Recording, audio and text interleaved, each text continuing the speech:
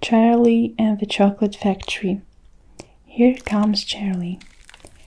These two very old people are the father and mother of Mr. Bucket. Their names are Grandma Joe and Grandma Josephine. And these two very old people are the father and mother of Mrs. Bucket. Their names are Grandma George and Grandma Georgina. This is a Mr. Bucket. This is Mrs. Bucket. Mr. and Mrs. Bucket have a small boy whose name is Charlie. This is Charlie. How do you do, and how do you do, and how do you do again? He is pleased to meet you. The whole of his family, the 6 grown-ups, count them, and little Charlie Bucket, live together in a small wooden house on the edge of the great town. The house wasn't nearly large enough for so many people, and life was extremely uncomfortable for them all. There were only 2 rooms in the place altogether, and there were only 1 bed. The bed was given to the 4 old grandparents because they were so old and tired. They were so tired they never got out of it. Grandma Joe and Grandma Josephine on this side, Grandma George and Grandma Georgina on this side. Mr. and Mrs. Bucket, a little Charlie Bucket, slept in the other room upon mattress of the floor. In the summertime, this wasn't too bad, but in the winter, freezing cold draughts blew across the floor all night long, and it was awful. There wasn't any question of them being able to buy a better house, or even 1 more bed to sleep in. They were far too poor for that. Mr. Bucket was the only person in the family with a job. He worked in a toothpaste factory, where he sat all day long at the bench and screwed the little caps onto the tops of the tubes of toothpaste after the tubes had been filled. But a toothpaste cap screwer is never paid very much money, and poor Mr. Bucket, however hard he worked, and however fast he screwed on the caps, was never able to make enough to buy 1/2 of the things that so large a family needed. There wasn't even enough money to buy proper food for them all. The only meals they could afford were bread and margarine for breakfast, boiled potatoes and cabbage for lunch, and cabbage soup for supper. Sundays were a bit better. They all looked forward for Sundays, because then, although they had exactly the same, everyone was allowed a second helping.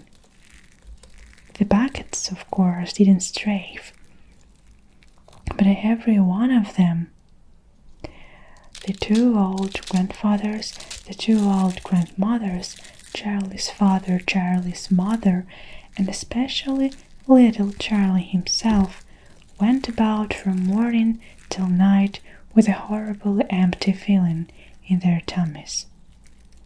Charlie felt it worst of all, and although his father and mother often went without their own share of lunch or supper so that they could give it to him, it still wasn't nearly enough for a growing boy.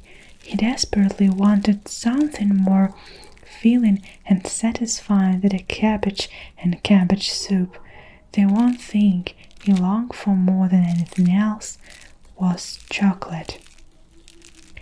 Walking to school in the mornings, Charlie could see great slabs of chocolate piled up high in the shop windows, and he would stop and stare and press his nose against the glass, his mouth watering like mad. Many times a day, he would see other children taking bars of creamy chocolate out of their pockets and munching them greedily, and that, of course, was pure torture. Only once a year, on his birthday, did Charlie Bucket ever get to taste a bit of chocolate. The whole family saved up their money for that special occasion, and when the great day arrived, Charlie was always presented with one small chocolate bar to eat all by himself, and each time he received it, on those marvelous birthday mornings, he would place it carefully in a small wooden box that he owned, and treasure it as though it were a bar of solid gold, and that for the next 2 days he would allow himself only to look at it, but never to touch it. Then at last, when he could stand it no longer, he would peel back a tiny of a paper wrapping at one corner to expose a tiny bit of chocolate, and then he would take a tiny nibble, just enough to allow the lovely sweet taste to spread out slowly over his tongue. The next day he would take another tiny nibble, and so on and so on. And in this way Charlie would make his 6-penny bar of birthday chocolate last him for more than a month. But I haven't yet told you about the awful thing that tortured little Charlie, the lover of chocolate, more than anything else. This thing for him was far, far worse than seeing slabs of chocolate in the shop windows or watching other children munching bars of creamy chocolate right in front of him. It was the most terrible, torturing thing you could imagine, and it was this. In the town itself, actually within sight of the house in which Charlie lived, there was an enormous chocolate factory. Just imagine that. And it wasn't simply an ordinary enormous chocolate factory either. It was the largest and the most famous in the whole world. It was Wonka's factory, owned by a man called Mr. Willy Wonka, the greatest inventor and maker of chocolates that there has ever been. And what a tremendous, marvelous place it was! It had huge iron gates leading into it, and a high wall surrounding it, and smoke belching from the chimneys, and strange whistling sound coming from deep inside it. And outside the walls, for half a mile around in every direction, the air was sensed with a heavy rich smell of melting chocolate. Twice a day, on his way to and from school, little Charlie Bucket had to walk right past the gates of the factory, and every time he went by, he would begin to walk very, very slowly, and he would hold his nose high in the air and take long, deep sniffs at the gorgeous chocolate smell all around him. Oh, how he loved that smell, and oh, how he wished he could go inside the factory and see what it's like. Mr. Willy Wonka's factory. In the evenings, after he had finished his supper of watery cabbage soup, Charlie always went into the room of his 4 grandparents and listened to their stories, and then afterwards to say good night. Every one of these old people was over 90. They were all shriveled as prunes and the bony as skeletons, and throughout the day, until Charlie made his appearance, they lay huddled in their one bed, who had a rent with nightcaps on to keep their heads warm, dozing the time away with nothing to do.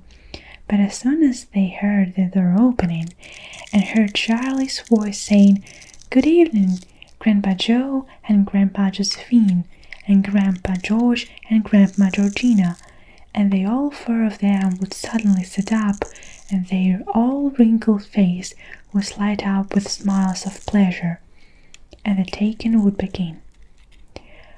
For they loved this little boy.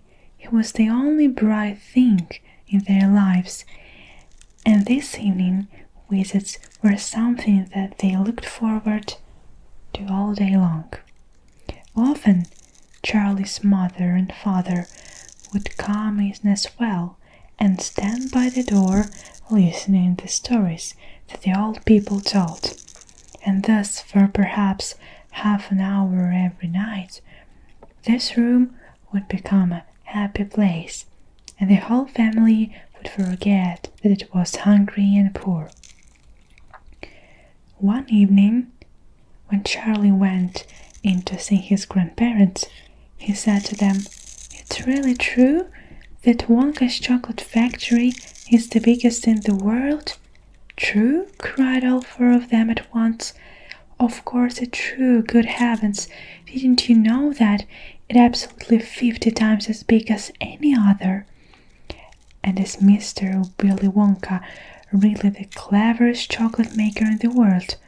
"My dear boy," said Grandpa Joe, raising himself up a little higher on his pillow, "Mr. Willy Wonka is the most amazing, the most fantastic, the most extraordinary chocolate maker the world has ever seen. I thought everybody knew that."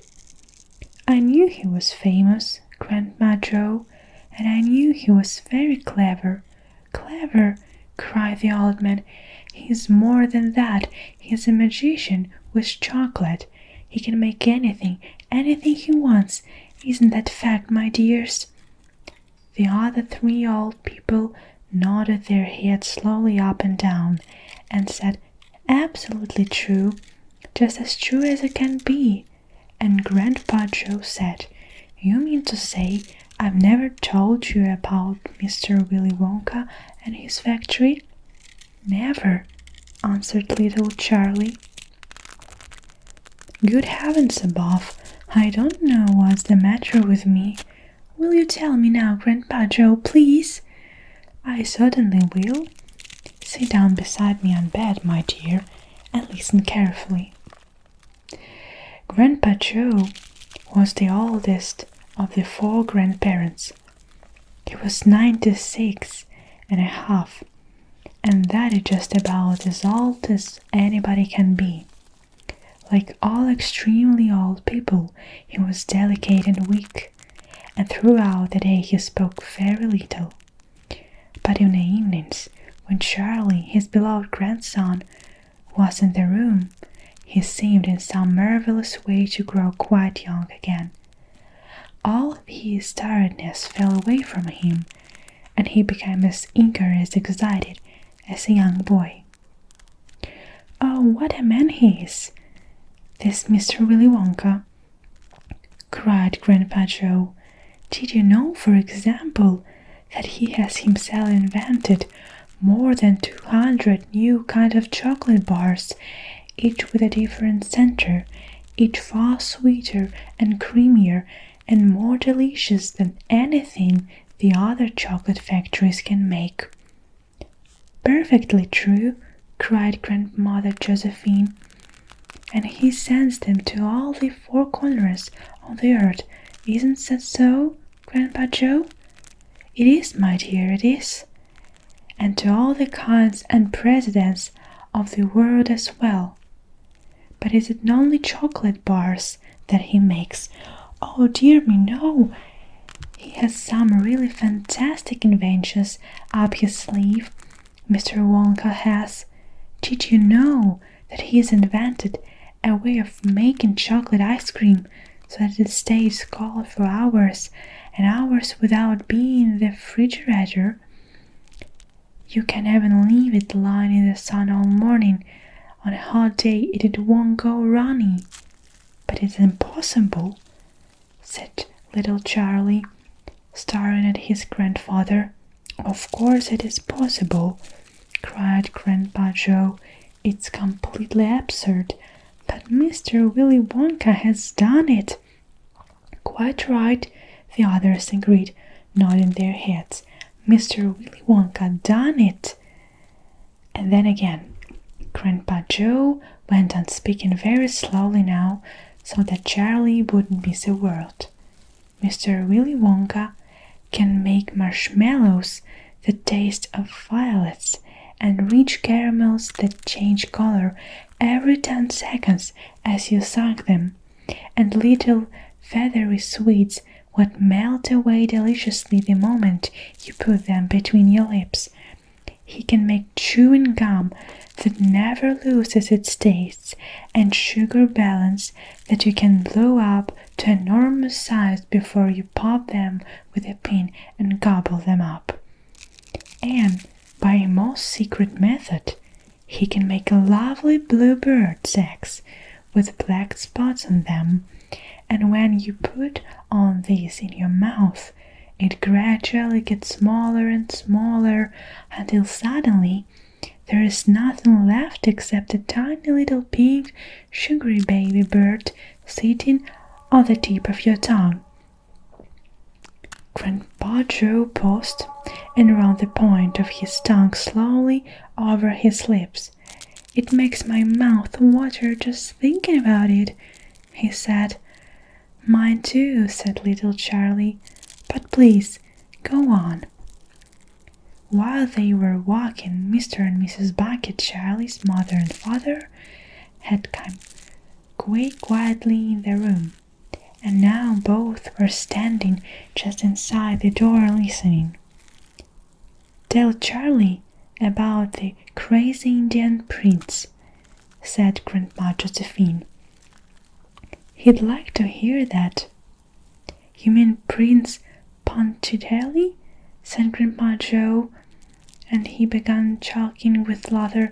Completely dotty, Grandma George, but very rich, Grandma Josephina. What did he do? Charlie asked eagerly. Listen, said Grandpa Joe, and I'll tell you. Mr. Wonka and the Indian Prince.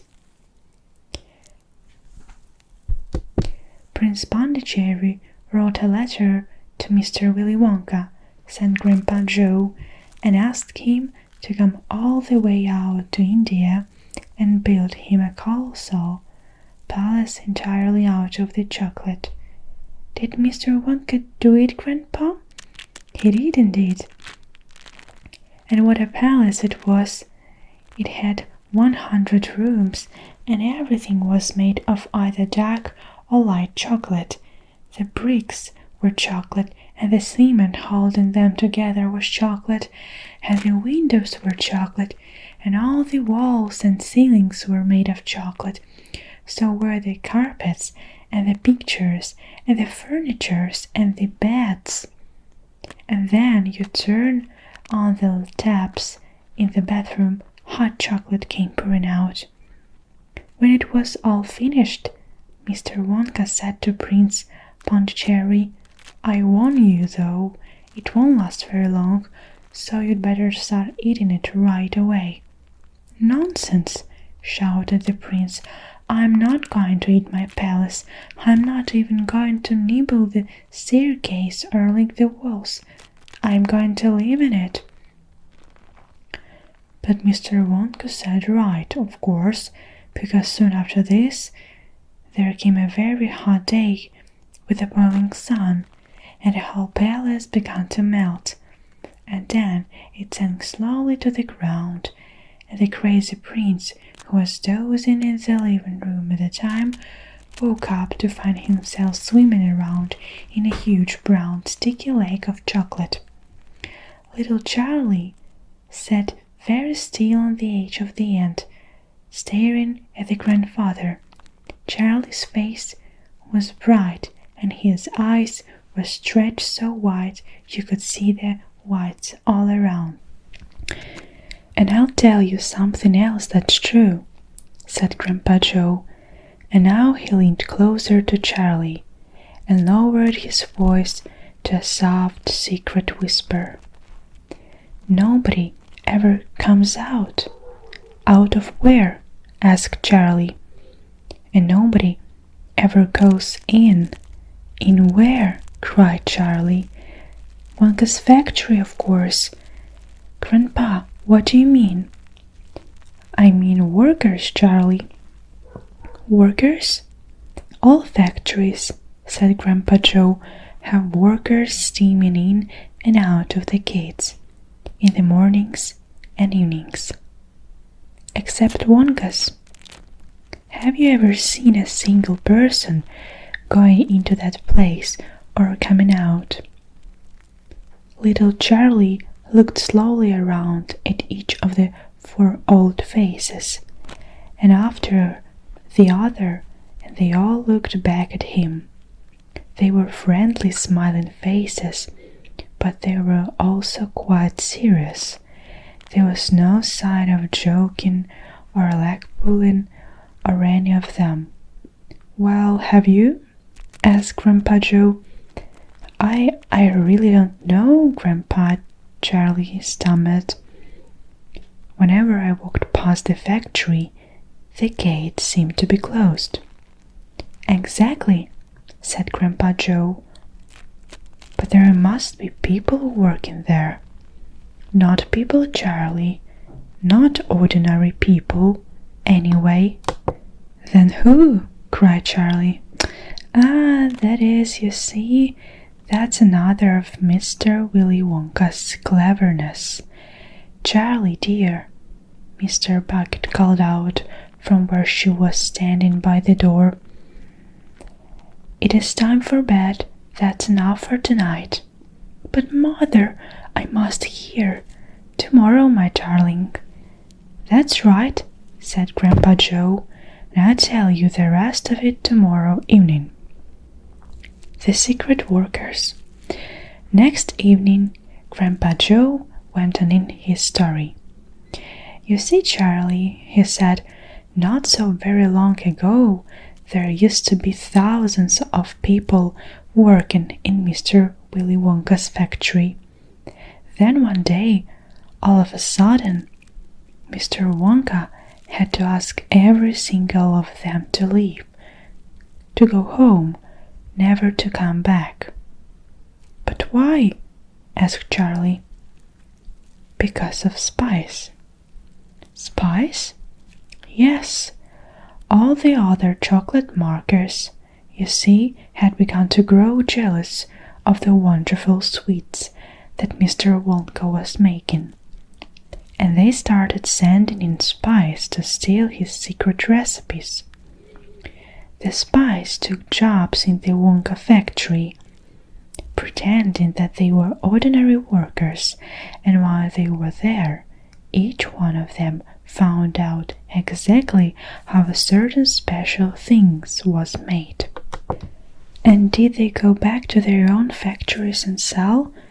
asked Charlie. "They must have," answered Grandpa Joe, "because soon after that Feichelberg's factory started making an ice cream that would never melt, even in the hottest sun. Then Mr. Prondos's factory came out with a chewing gum that never lost its flavor, however much you chewed it. And then Mr. Slugworth's factory began making sugar balloons that you could blow up to a huge size before you pop them with a pin and gobble them up. And that so on and so on. And Mr. Wonka tore his bed and shouted, 'This is terrible! I shall be ruined! There are spies everywhere! I shall have to close the factory!' But he didn't do that," Charlie said. "Oh yes, he did. He told all the workers that he was sorry, but they would have go home.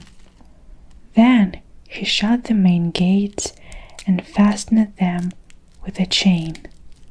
And suddenly, Wonka's giant chocolate factory became silent and deserted. The chimney stopped smoking, the machines stopped whirring, and from them on, not a single chocolate or sweet was made. Not a soul went in or out, and even Mr. Willy Wonka himself disappeared completely. Mouth and mouth went by. Grandma Jo went on, but still the factory remained closed. And everybody said, "Poor Mr. Wonka, he was so nice, and he made such marvelous things. But he finished now, it's all over." Then something astonished happened.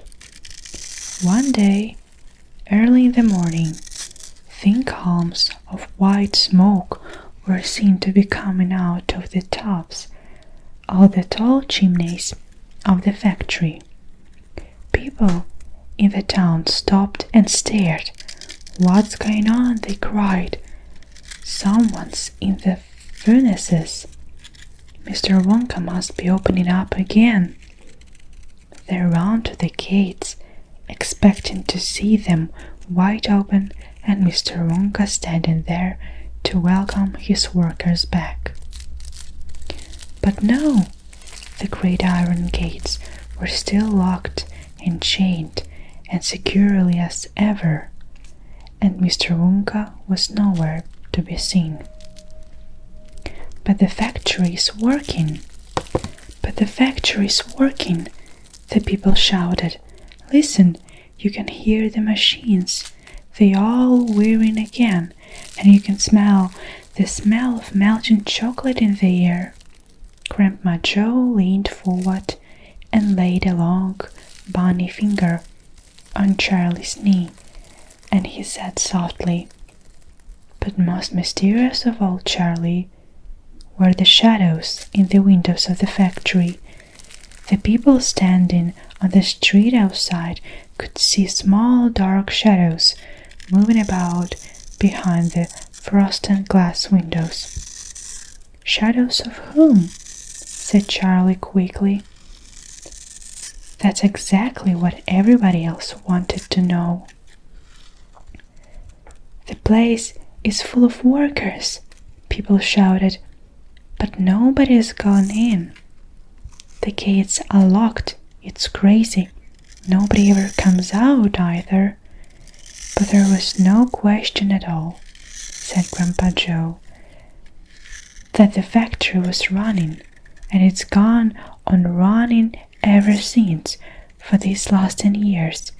That's more, the chocolates and sweets has been turning out have become more fascinating and delicious all the time.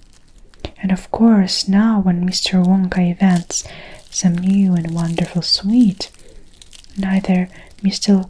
Fackelberger, not Mr. Prondos, not Mr. Slugworth, not nobody else is able to copy it. No spies can go into the factory to find out how is it made. "But Grandpa Jo—" "Who?" cried Charlie. "Who is Mr. Wonka using to do all the work in the factory?" "Nobody knows, Charlie. But that's absurd. Hasn't someone asked Mr. Wonka? Nobody's seen him anymore. He never comes out. The only things that come out of the places are chocolate and sweets. They only come out through a special trap door in the wall and packed and addressed, and they are picked up every day by post office trucks." "But Grandpa, what sort of people are they that work there?" "My dear boy," said Grandpa Jo, "that is one of the great mysteries of the chocolate-making world. We know only one thing about them. They are very small, the faint shadows that sometimes appear behind the windows, especially late at night when the lights are on, are those of tiny people people no taller than my knee. There aren't any such people, Charlie said.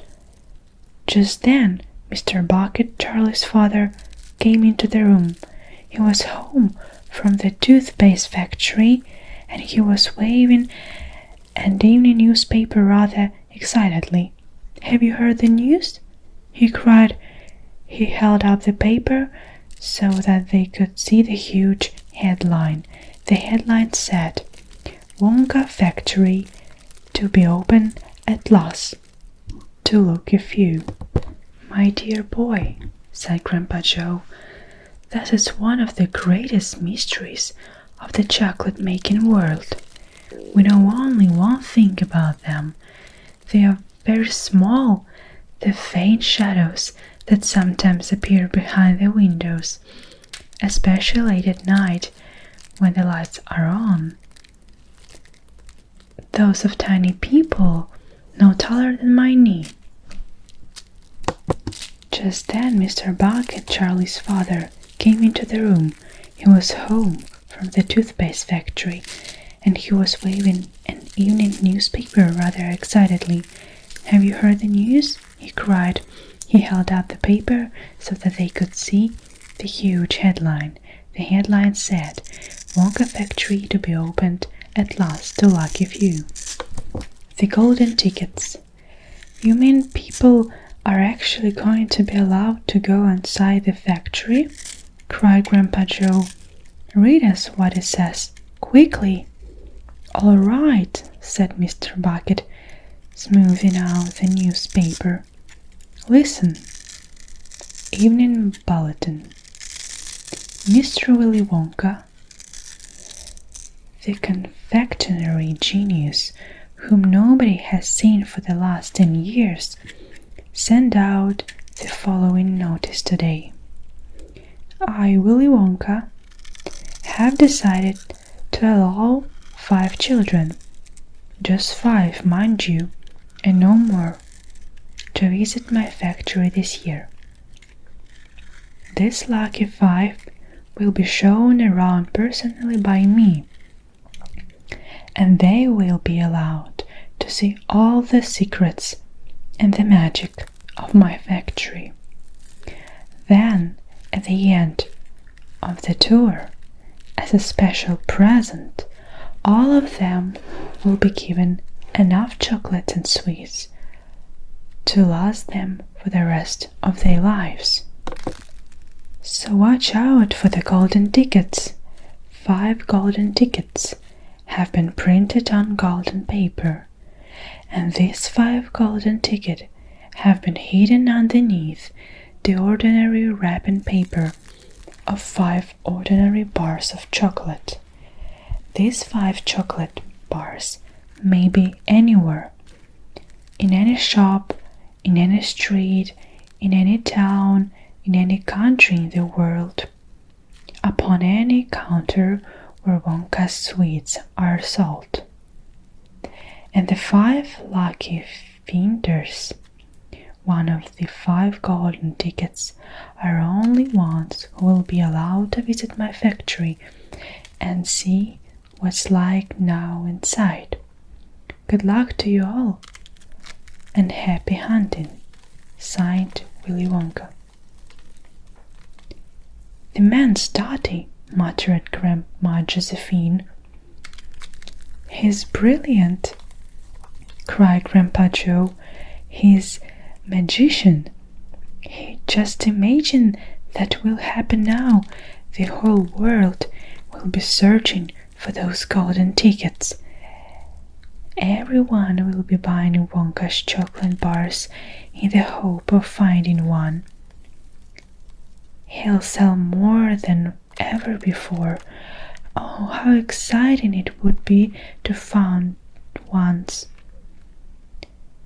And all the chocolate and sweets that you could eat for the rest of your life, free," said Grandpa George. "Just imagine that. They'd have to deliver them in a truck," said Grandpa Georgina. "It makes me quite ill to think of it," said Grandma Josephine. "Nonsense!" cried Grandpa Joe. "Wouldn't it be something, Charlie, to open a bar of chocolate and see a golden ticket glistening inside?" "It certainly would, Grandpa, but there isn't a hope," Charlie said sadly. "I only get one bar a year." "You never know, darling," said Grandpa Georgina. "It's your birthday next week. You have such a chance as anybody else." "I'm afraid that simply isn't true," said Grandpa George. "The kids who are going to find the golden tickets are the ones who can afford to buy bars of chocolate bars every day.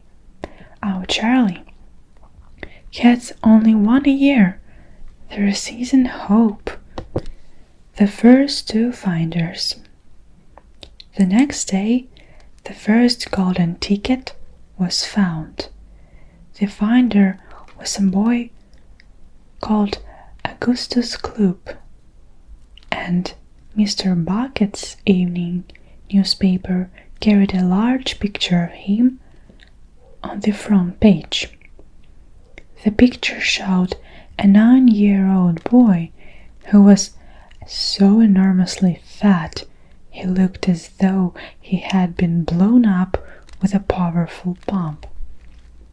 Great flabby folds of fat bulged out from every part of his body, and his face was like a monstrous ball of dough with two small, greedy, curranty eyes peering out of upon the world. The town in which Augustus Gloop lived, the newspaper said, had gone wild with excitement over their hero. Flags were flying from all the windows. Children had been given a holiday from school, and a parade was being organized in honor of the famous youth. "I just knew Augustus would find a golden ticket," his mother had told the newspaperman. "He eats so many bars of chocolate a day that it was almost impossible for him to not find one. Eating is his hobby, you know.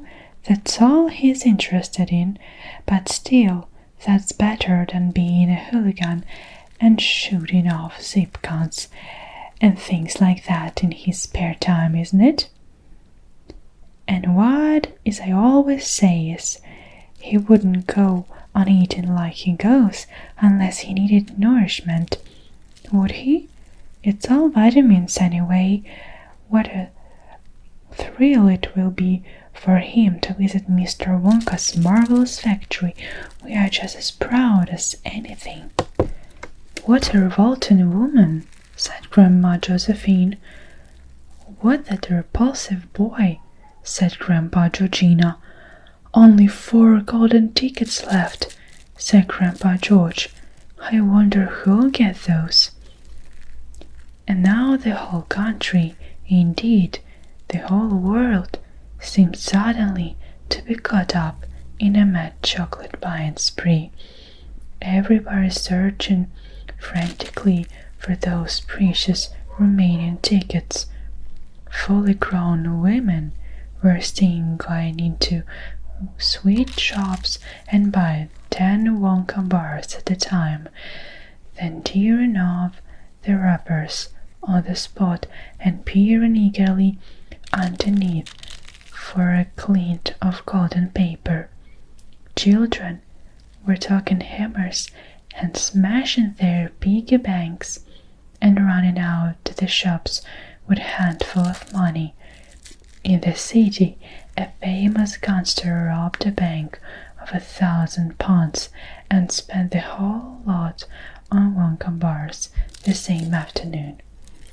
And then the police entered his house to arrest him. They found him sitting on the floor amidst mountains of chocolate, ripping off the wrappers with the blade of a long dagger. In far-off Russia, a woman called Charlotte Roos claimed to have found the second ticket but it turned out to be a clever fake. The famous English scientist Professor Fullbody invented a machine which would tell you at once, without opening the wrapper of a bar of chocolate, whether or not there was a golden ticket hidden underneath it. The machine had a mechanical arms that shot out with tremendous force and grabbed hold of anything that had the slightest bit of gold inside, and that for a moment it looked like the answer of everything. But unfortunately, while the professor was showing off the machine to the public at the sweet counter of a large department store, the mechanical arm shot out and made a grab for the gold filling in the back tooth of a duchess who was standing nearby. There was an ugly scene, and the machine was smashed by the crowd. Suddenly, one day before Charlie Bucket's birthday, the newspapers announced that the second golden ticket had been found. The lucky person was a small girl called Veruca Salt, who lived with her rich parents in a great city far away. Once again, Mr. Bucket's evening newspaper carried a big picture of the finder. She was sitting between her beaming father and mother in the living room of their house, waving the golden ticket above her head and grinning from ear to ear. Veruca's father, Mr. Salt, had eagerly explained to the newspaperman exactly how the ticket was found. "You see, boys," he had said, "as soon as my little girl told me that they simply had to have one of those golden tickets, I went out into the town and started buying up all the Wonka bars I could lay my hands on. Thousands of them must have bought. Hundreds of thousands, when I had them loaded onto trucks and sent directly to my own factory. I'm in the peanut business, you see, and I've got about 100 women working for me over at my place, shelling peanuts for roasting and salting. That's what they do all day long. Those women, they sit there with shelling peanuts. So as always to them, 'Okay, girls,' I says, 'from now on, you can stop shelling peanuts and start shelling the rippers of these chocolate bars instead,' and they all did. I had every worker in the place yoking the paper of those bars of chocolate full speed ahead from morning till night. But their days went by and we had no luck. Oh, it was terrible. My little Veruca got more and more upset each day, and every time I went home she would scream at me, 'Where is my golden ticket? I want my golden ticket.' And she would lie for hours on the floor, kicking and yelling in the most disturbing way. Well, I just hated to see my little girl feeling unhappy like that, so I vowed I would keep up the search until I'd got her that she wanted. Then suddenly, on in the evening, on the fourth day, one of my women workers yelled, 'I've got it! A golden ticket!' And I said, 'Give it to me quick!' And she did, and I rushed it home and gave it to my darling Veruca, and now she's all smiles and we have a happy home once again." "That's even worse than the fat boy," said Grandma Josephine. "She needs a really good spanking." said Grandma Georgina. I don't think the girl's father played his quite far, Grandma, do you? Charlie murmured. He spoiled her, Grandma Jo said. And no good can even come from spoiling a child like that, Charlie, you mark my words. Come to bed, my darling, said Charlie's mother. Tomorrow your birthday, don't forget it, so I expect you'll be up early to open your present.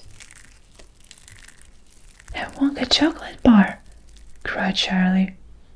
It is a Wonka bar, isn't it? Yes, my love, his mother said. Of course it is. Oh, wouldn't it be wonderful if I found the 3rd golden tickets inside it? Charlie said. Bring it in here when you get it, Grandpa Jo said. Then we can all watch you taking off the wrapper. Charlie's birthday. Happy birthday! Cried the 4 old grandparents as Charlie came into their room early the next morning. Charlie smiled nervously and sat down on the edge of the bed. He was holding his present, his only present, very carefully in his 2 hands. Wonka's Wapple Scrumptious Fudge Mellow Delight, it said on the wrapper. The 4 old people who at either end of the bed propped themselves up on their pillows and stared with anxious eyes at the bar of chocolate in Charlie's hands. Mr. and Mrs. Bucket came in and stood at the foot of the bed, watching Charlie. The room became silent. Everybody was waiting now for Charlie to start opening his present. Charlie looked down at the bar of chocolate. He ran his fingers slowly back and forth along the length of it, stroking it lovingly, and his shiny paper wrapper made little sharp, cracking noises in the quiet room. Then Mrs. Bucket said gently, You mustn't be so disappointed, my darling. If you don't find that you are looking for underneath that wrapper, you really can't expect to be as lucky as all that. She's quite right, Mr. Bucket said. Charlie didn't say anything. After all, Grandma Josephine said, in the whole wide world there are only 3 tickets left to be found. The thing to remember, Grandma Georgina said, is that whenever happens, you still have the bar of chocolate. Wonka's Wapple Scrumptious Fudge Mellow Delight, cried Grandpa George. It's the best of them all. You'll just love it. Yes, Charlie whispered, I know. Just forget all about those golden tickets and enjoy the chocolate, Grandma Jo said. Why don't you do that? They all knew it was ridiculous to expect this one poor little bar of chocolate to have a magic ticket inside it, and they were trying as gently and as kindly as they could to prepare Charlie for disappointment. But there was the other thing that the grown-ups also knew, and it was this, that however small the chance might be of striking lucky, the chance was there. The chance had to be there. You might as well get it over with, Grandma George said. Open it, my dear, Grandma Georgina said. "Please open it. You are making me jumpy." Very slowly, Charlie's fingers began to tear open one small corner of the wrapping paper. The old people in the bed all leaned forward, craning their scratching necks. Then suddenly, as though he couldn't bear the suspense any longer, Charlie tore the wrapper right down the middle, and on to his lap there fell a light brown creamy-colored bar of chocolate. There was no sign of a golden ticket anywhere. "Well, that's that," said Grandpa Joe brightly. "It's just what we expected." Charlie looked up. 4 kind of faces were watching him intently from the bed. He smiled at them, a smile very sadly, and then he shrugged his shoulders and picked up the chocolate bar and held it out to his mother and said, "Here, Mother, have a bit." "We'll share it. I wanted everybody to taste it." "Certainly not," his mother said. And the others all cried, "No, no, we wouldn't dream of it. It's all yours." "Please," begged Charlie, turning round and offering it to Grandpa Joe. But neither he nor any more else would take even a tiny bite. "It's time to go to school, my darling," Mr. Bucket said, putting an arm around Charlie's skinny shoulders. "Come on, or you'll be late." 2 more golden tickets found. That evening, Mr. Bucket's newspaper announced the finding of not only the 3rd golden ticket, but the 4th as well. 2 golden tickets found today, screamed the headlines. Only 1 more left.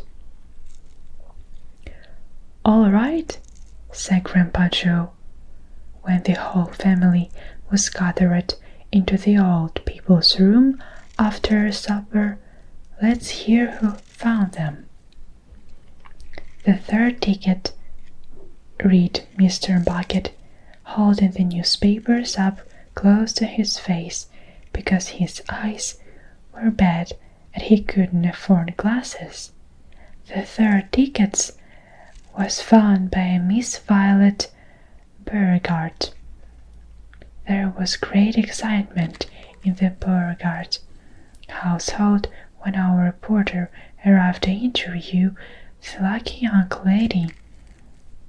Cameras were clicking and flashbulbs were flashing and people were pushing and jostling and trying to get a bit closer to the famous girl. And the famous girl was standing on a chair in the living room, waving the golden tickets madly at arm's length as though she were flagging a taxi. She was taken very fast and very loudly to everyone, but it was not easy to hear all that she said because she was chewing so furiously upon a piece of a gum at the same time. "I am a gum chewer normally," she shouted, "but when I heard about these tickets things of Mr. Wonka's, I gave up gum and started off chocolate bars in the hope of striking lucky. Now, of course, I'm back to gum. I just adore gum. I can't do without it. I munch it all day long, except for a few minutes and meal times when I take it out and stick it behind my ear for safekeeping. To tell the truth, I simply wouldn't feel comfortable if I didn't have that little wedge of gum to chew on every moment of the day I really wouldn't. My mother says it's not ladylike and it looks ugly to see girls just going up and down like mine do all the time, but I don't agree. And who's to criticize anyway? Because if you ask me, I'd say that her jaws are going up and down almost as much as mine, just from yelling at me every minute of the day. Now, Violet, Mrs. Beauregard said from a far corner of the room where she was standing on the piano to avoid being trampled by the mob. "All right, Mother, keep your hair on," Miss Beauregard shouted. "And now," she went on, turning to the reporters again, "it may interest you to know that this piece of gum I'm chewing right at this moment is one I've been working on for over 3 months solid. That's a record. That is, it's beaten the record held by my best friends, Miss Cornelia Primzelet." And she was furious. "It's my most treasured possession now. This piece of gum is. At night time, I just stick it on the end of the bedpost, and it's now as good as ever in the mornings. A bit hard at first, maybe, but it soon softens up again, and I've been giving it a few good chews before I started chewing for the world record. I used to change my piece of gum one a day. I used to do it in our lift on the way home from school. Why the lift? Because I liked sticking the gooey piece that I had just finished with no one of the control buttons. Then the next person who came along and pressed the button to my old gum on the end of his or her finger. Ha ha! And what a racket they kicked up, some of them. You get the best results with women who have expensive gloves on. Oh yes, I'm thrilled to be kind to Mr. Wonka's factory, and I understand that afterwards he's going to give me enough gum to last me for the rest of my whole life. Whoopee, hooray! Beastie girl, said Grandma Josephine. Despicable, said Grandma Georgina. She'll come to a sticky end one day, chewing all the gum. You see if she doesn't. And who got the first golden ticket? Charlie asked. Now let me see, said Mr. Bucket, peering at the newspaper again. Ah, yes, here we are. The first golden ticket he had was found by a boy called Mike TV. Another bad lot, it'll be found, muttered Grandma Josephine. Don't interrupt, Grandma, said Mrs. Bucket. The TV household, said Mr. Bucket, going on with his reading, was crammed like all the others with excited visitors when our reporter arrived. But young Mike TV, that lucky winners, seemed extremely annoyed by the whole business. Can't you fools see my watching television? He said angrily. I wish you wouldn't interrupt. The 9-year-old boy was seated before an enormous television set, with his eyes glued to the screen, and he was watching a film in which one bunch of gangsters was shooting up another bunch of gangsters with machine guns.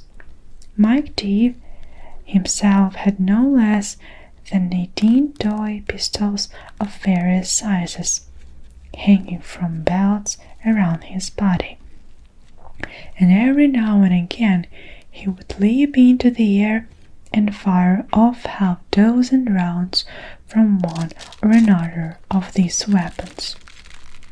"Quiet!" he shouted when someone tried to ask him a question. "Didn't I tell you not to interrupt?" That shone an absolute whiz-banger. "It's terrific. I watch it every day. I watch it all of them every day, even the rotten ones where there is no shooting. I like the gangsters best. They're terrific, those gangsters, especially when they start pumping each other full of lead, or flashing the old stilettos, or giving each other the 1, 2, 3 with their knuck dusters. Gosh, what wouldn't I give to be doing that myself? It's the life, I tell you. It's terrific." "That's quite enough," snaked Grandma Josephine. "I can't bear it to listen to it." "Nor me," said Grandma Georgina. "Do all children behave like this nowadays? Like these brats we've been hearing now?" "Of course not," said Mr. Bucket, smiling at the old lady in the end. "Some do, of course. In fact, quite a lot of them do, but not all." "And I know there is only one ticket left," said Grandpa George.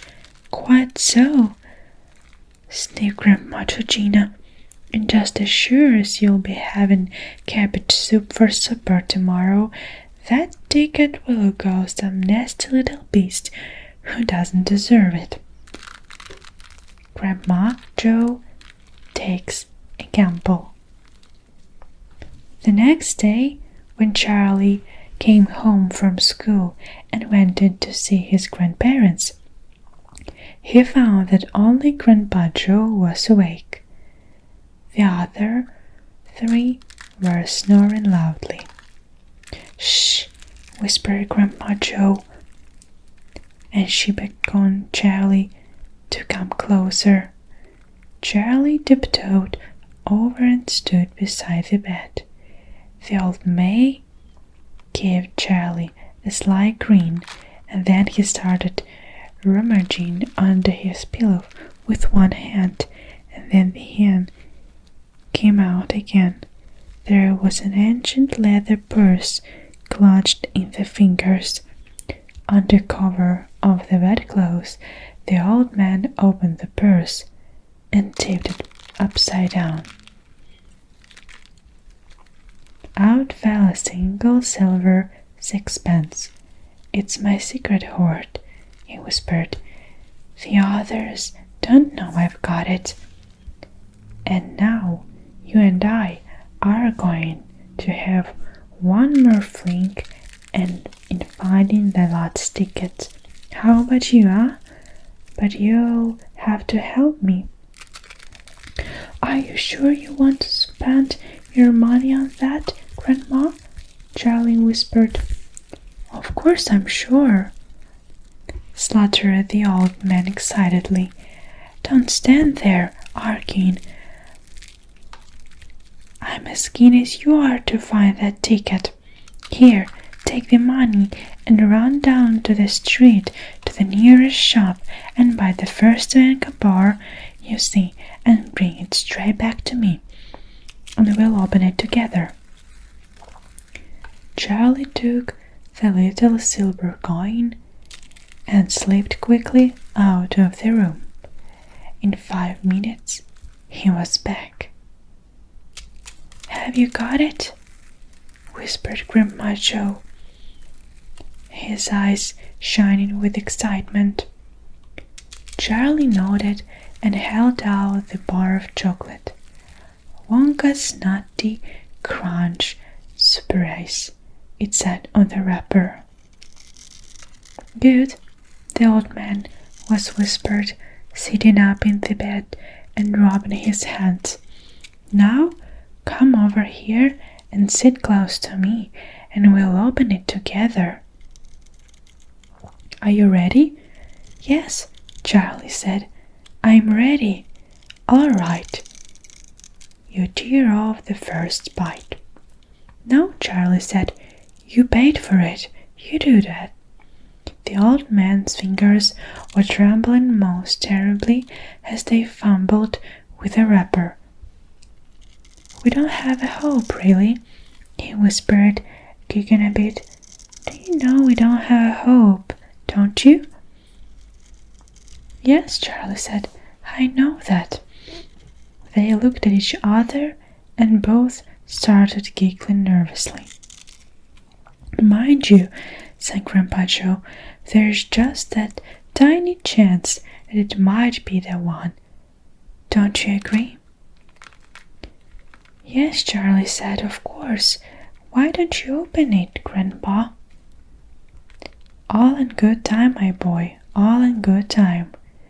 Which end do you think I ought to open first? That corner, the one farthest from you. Just tear off a tiny bit, but not quite enough for us to see anything. Like that? Said the old man. Yes, now a little bit more.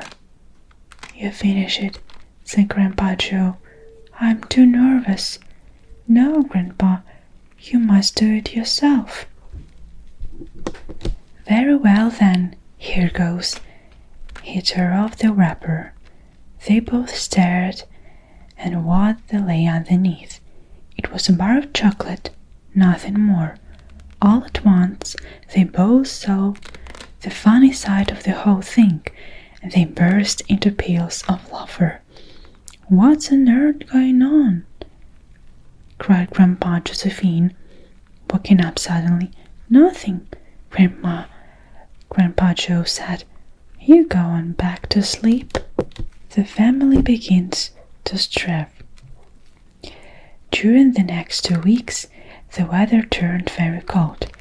First came the snow. It began very suddenly one morning, just as Charlie Bucket was getting dressed for school. Standing by the window, he saw the huge flakes drifting slowly down out of an icy sky that was the color of steel. By evening, it lay 4 feet deep around the tiny houses, and Mr. Bucket had to dig a path from the front door to the road. After the snow, there came a freezing gale that blew for days and days without stopping. And oh, how bitter cold it was! Everything that Charlie touched seemed to be made of ice, and each time he stepped outside the door, the wind was like a knife on his cheek. Inside the house, little gusts of freezing air came rushing in through the side of the windows and under the doors, and there was no place to go to escape them. The 4 old ones lay silent and huddled in their bed, trying to keep the cold out of their bones. The excitement over the golden tickets had long since been forgotten. Nobody in the family gave a tough no to anything except the 2 vital problems of trying to keep warm and trying to get enough to eat. There is something about very cold weather that gives an enormous appetite. Most of us find ourselves beginning to crave rich steaming stews and hot apple pies and all kinds of delicious warming dishes, and because we are all a great deal luckier than we realize, we usually get what we want, or near enough. But Charlie Bucket never got that he wanted, because the family couldn't afford it, and as so the cold weather went on, he became ravenously and desperately hungry. Both bars of chocolate, the birthday one and the one Grandpa Joe had bought, had long since been nibbled away, and all he got now those thin cabbagey meals 3 times a day. Then all at once the meals became even thinner. The reason of this was the toothpaste factory, the place where Mr. Bucket worked, suddenly went bust and had to close down. Quickly, Mr. Bucket tried to get another job, but he had no luck. In the end, the only way in which he managed to earn a few pennies was by shoveling snow in the streets. But it wasn't enough to buy even a quarter of the food that 7 people needed. The situation became desperate. Breakfast with a single slice of bread for each person now, and lunch was maybe a half boiled potato. Slowly but surely, everybody in the house began to starve. And every day, little Charlie Bucket, trudging through the snow on his way to school, would have to pass Mr. Wilkie Wonka's giant chocolate factory. And every day, as he came near to it, he would lift his small pointed nose high in the air and sniff the wonderful sweet smells of melting chocolate. Sometimes he would stand motionless outside the gates for several minutes on end, taking deep, swallowing breath as though he were trying to eat the smell itself. "That child," said Grandpa Joe, poking his head up from under the blanket one icy morning, "that child has got to have more food. It doesn't matter about us, we are too old to bother with. But the growing boy, he can't go on like this, he's beginning to look like a skeleton." "What we can do?" mumbled Grandpa Josephine miserably. "He refuses to take any of ours.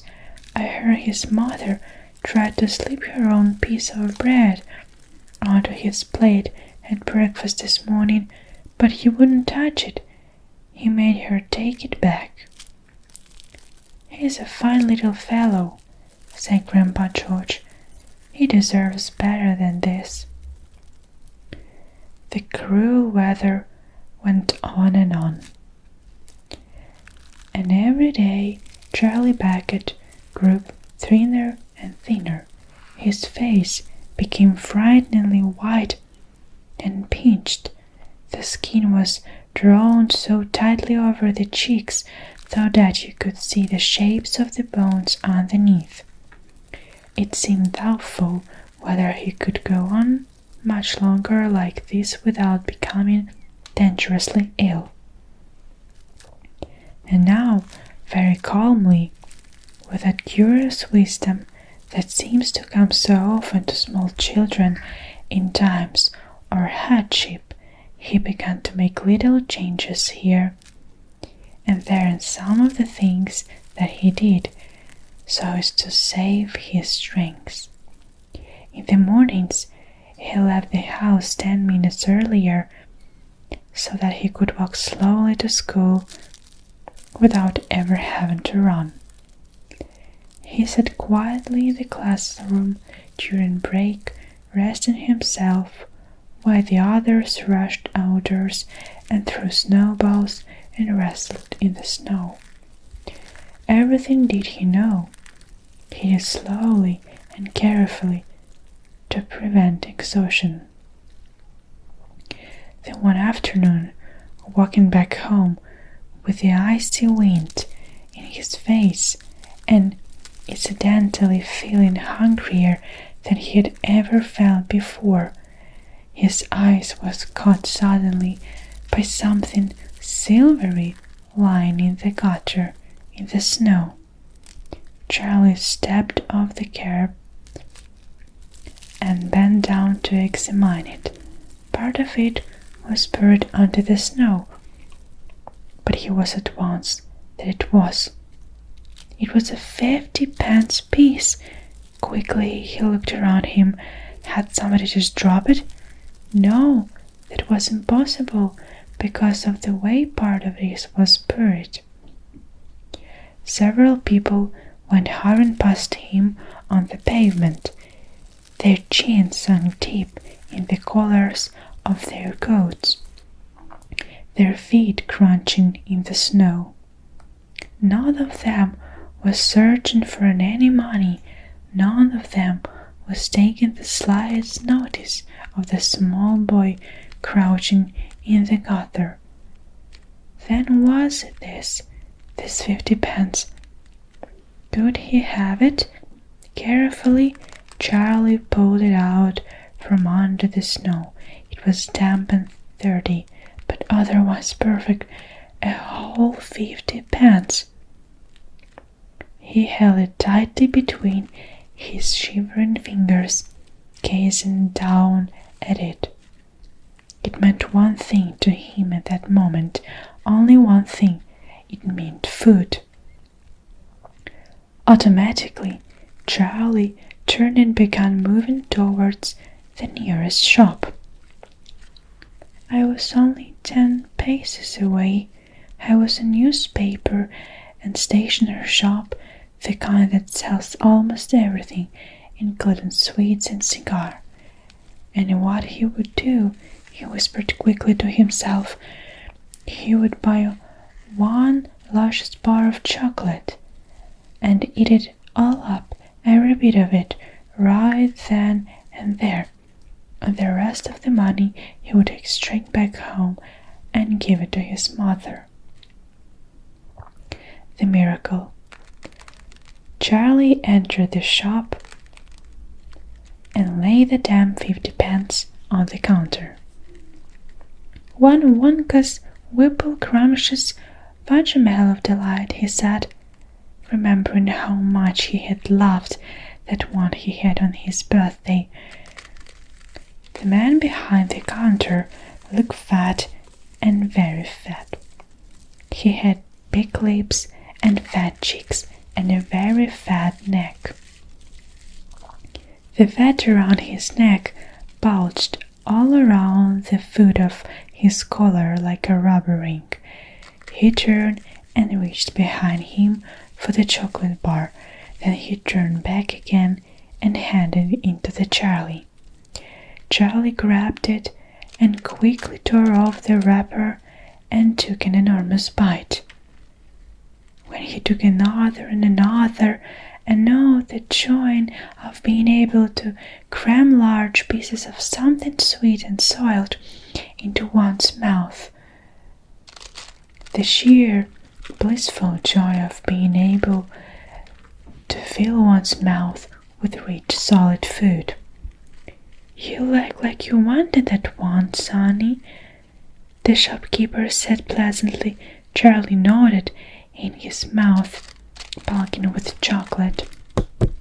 The shopkeeper put Charlie's change on the counter. Take it easy, he said. It'll give you a tummy ache if you swallow it like that without chewing. Charlie went on following the chocolate. He couldn't stop, and in less than half a minute the whole thing had disappeared down his throat. He was quite out of breath, but he felt marvelously, extraordinarily happy. He reached out the hand to take the change. Then he paused. His eyes were just above the level of the counter. They were staring at the silver coins lying there. The coins were all 5-penny pieces. There were 9 of them altogether. Surely it wouldn't matter if he spent just one more. I think, he said quietly, I think I'll have just one more of those chocolate bars. The same kind as before, please. Why not? The fat shopkeeper said, reaching behind him again and taking another wild scrumptious fudge-mallow delight from the shelf. He laid it on the counter. Charlie picked it up and turned off the wrapper. And suddenly, from underneath the wrapper, there came a brilliant flash of gold. Charlie's heart stood still. "It's a golden ticket!" screamed the shopkeeper, leaping about a foot in the air. "You've got a gold ticket! You've found the last gold ticket! Hey, would you believe it? Come and look at this, everybody!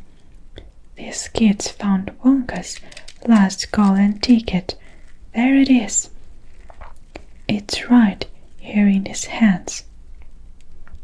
It seemed as though the shopkeeper might be going to have a fit. "In my shop, too," he yelled. "He found it right here in my own little shop. Somebody call the newspapers quick and let them know. Watch out now, Sonny. Don't tears at you unwrap it. That thing's precious." In a few seconds, there was a crowd of about 20 people clustering around Charlie, and many more were pushing their way in the throng of the street. Everybody wanted to get a look of the golden tickets and the lucky finder. "Where is it?" somebody shouted. "Hold it up, all of us can see it." "There it is there," someone else shouted. "He's holding in the hands.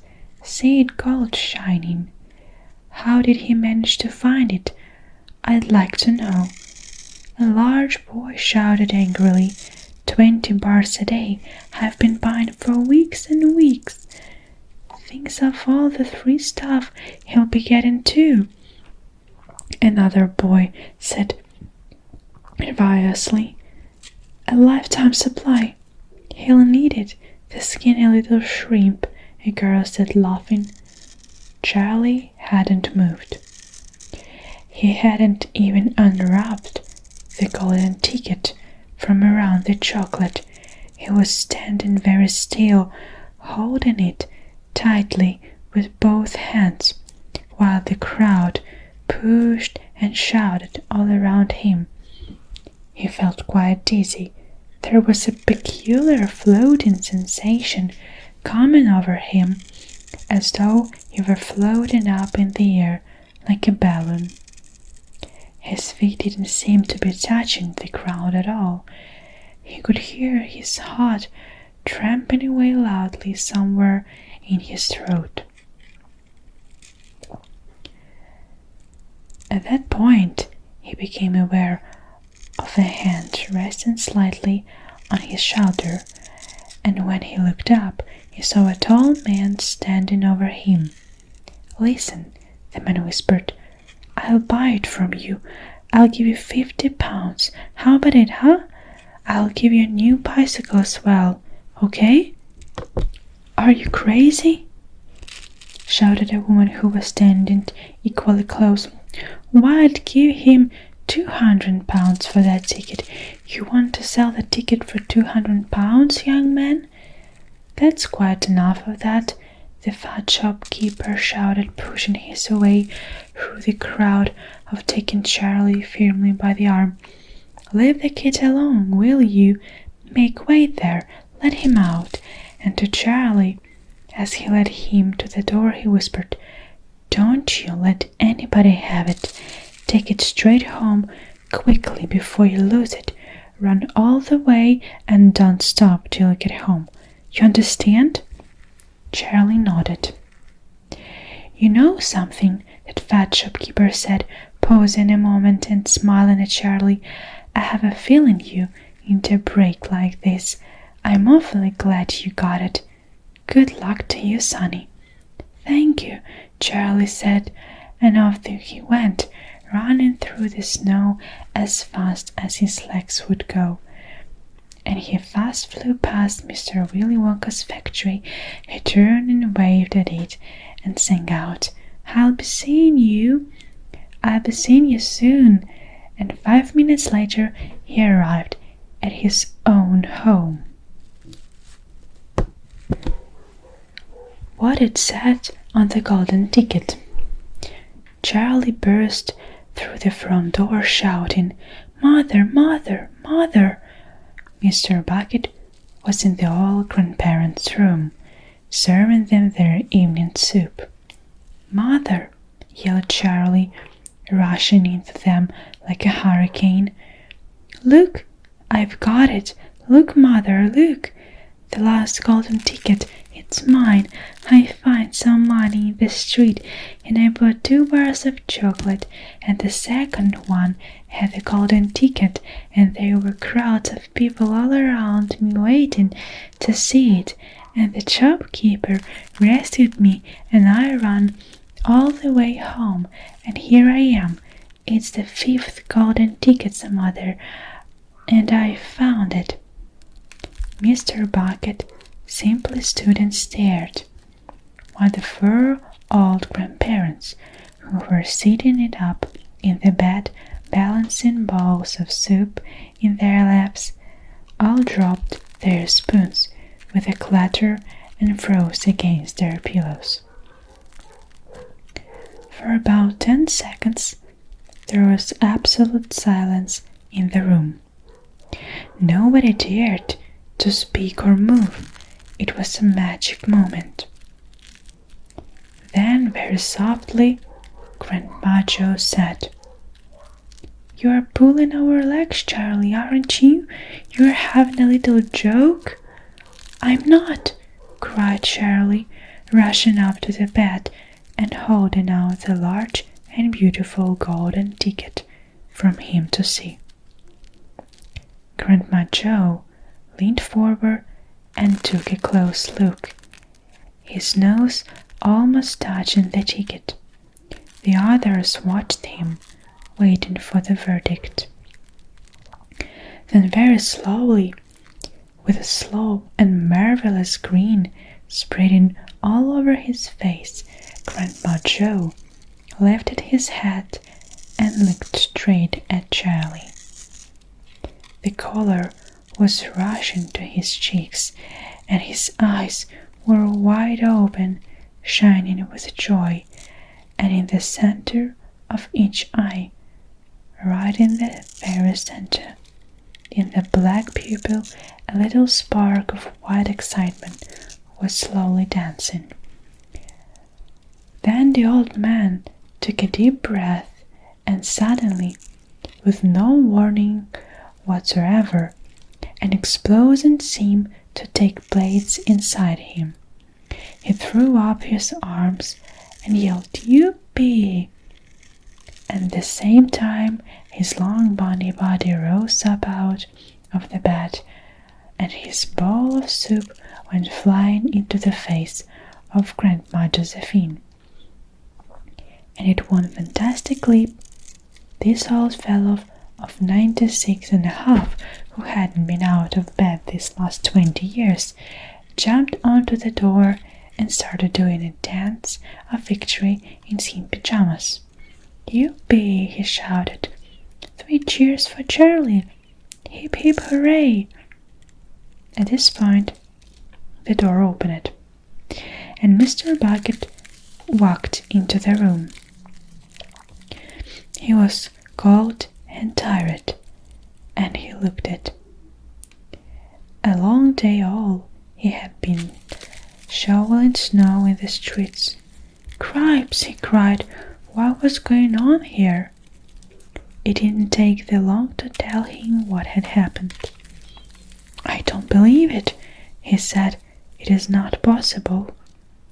"Snow him the ticket, Charlie," shouted Grandpa Joe, what was still dancing around the floor like a dervish in the striped pajamas. "Show your father the 5th and the last golden tickets in the world."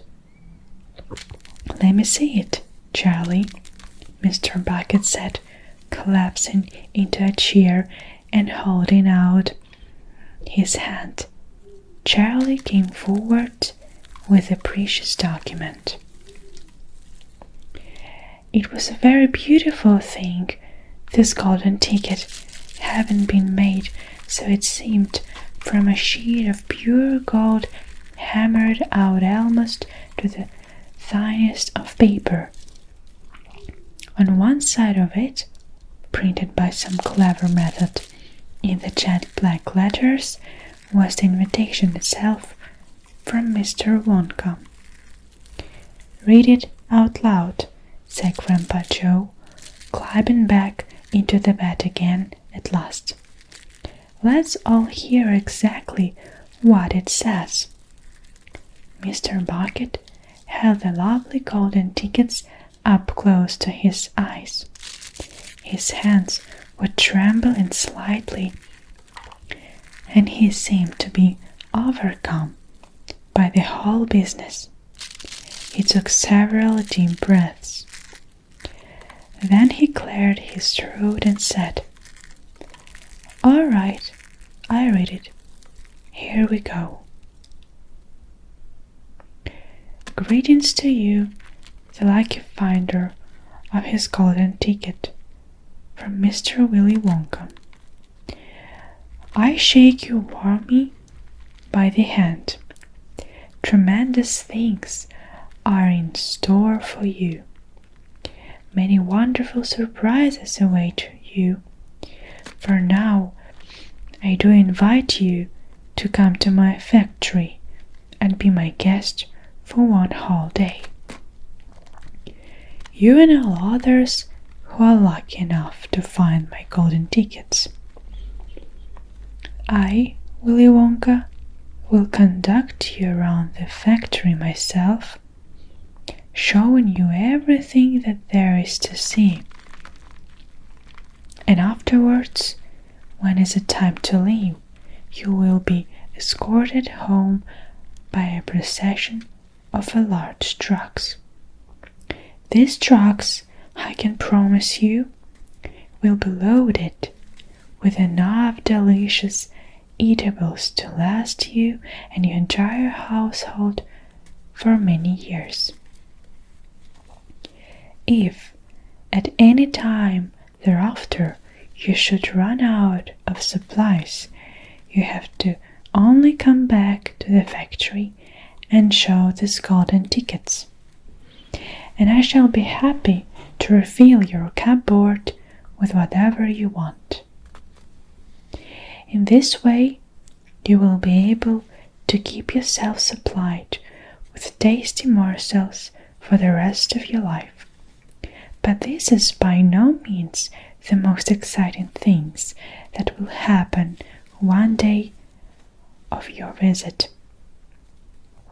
I'm preparing other surprises that are even more marvelous and more fantastic for you and for all your beloved golden tickets holders. Mystic and marvelous surprises that will entrance, delight, intrigue, astonish, and perplex you beyond measure. In your wildest dreams, you could not imagine that such things could happen to you. Just wait and see. And now, here are some instructions. The day I have chosen for the visit is the first day in the month of February. On this day, and on no other, you must come to the factory gates at 10 o'clock sharp in the morning. Don't be late. And you are allowed to bring with you either or two members of your own family to look after you and to ensure that you don't get into mischief. One more thing. Be certain to have the ticket with you, otherwise you will not be admitted. Signed, Willy Wonka. The first day of February, cried Mr. Bucket. But that's tomorrow, Today is the last day of January. I know it is. Cripes, said Mr. Bucket. I think you're right. You're just in time, shouted Grandpa Joe. There's not a moment to lose. You must start making preparation at once. Wash your face, comb your hair, scrub your hands, brush your teeth, blow your nose, cut your nails, polish your shoes, iron your shirts, and for heaven's sake, get all that mud off your pants. You must get ready, my boy. You must get ready for the biggest day of your life. Now don't overexcite yourself, Grandpa, Miss Bucket said, and don't fluster poor Charlie. We must all try to keep very calm. Now the first thing to decide is who is going to go with Charlie to the factory. I will, shouted Grandpa Joe, leaping out of the bed once again. I'll take him. I'll look after him. You leave it to me.